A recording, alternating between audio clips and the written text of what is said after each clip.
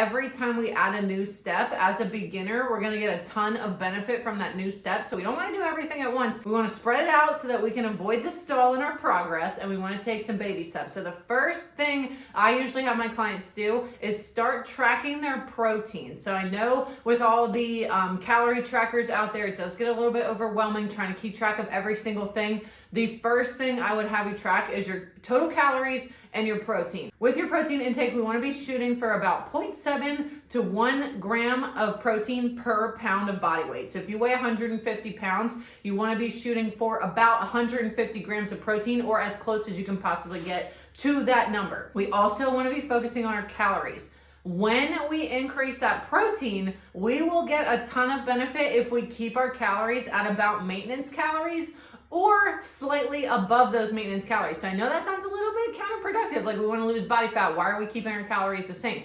When we increase our protein and we complement that with resistance training, we're going to end up building muscle. Building muscle speeds up our metabolism. So when we are eating more calories, we're going to go through what's called a body recomposition. So you're going to lose body fat, but you're also going to gain some muscle. So you may not necessarily see a number on the scale change, but your body will look different. So if you lose body fat and you gain muscle, your body will look different, and people are going to think you lost weight, even though your number on the scale may not necessarily have changed.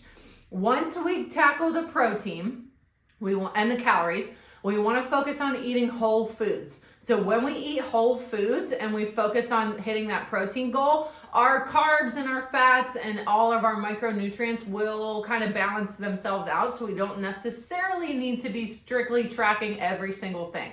If you are hitting your protein first, you're focusing on eating your protein first, it's going to keep you fuller. You're going to fill up during your meals quicker so that your carbs and your fats will naturally start to balance themselves out. So if you're not a big fan of tracking, just start with the protein and the calories. Your carbs and your fats will naturally level themselves out to about where you need them to be. Once you master that and you now are efficient at eating your protein, getting your resistance training in, then we can take it to the next level and we can start monitoring our carbs and our fats based off how we feel. We can start incorporating more things. But when you are first starting out, like I said, we want to start with one thing, get the benefit from that, and then we're going to move on to the next thing, get the benefit from that. If we do too many things at once, we may see like a ton of progress at the beginning, and then we'll kind of stall off a little bit. When we take baby steps, we're going to keep that progress continuing to happen as we go through our journey, as we get closer to summer.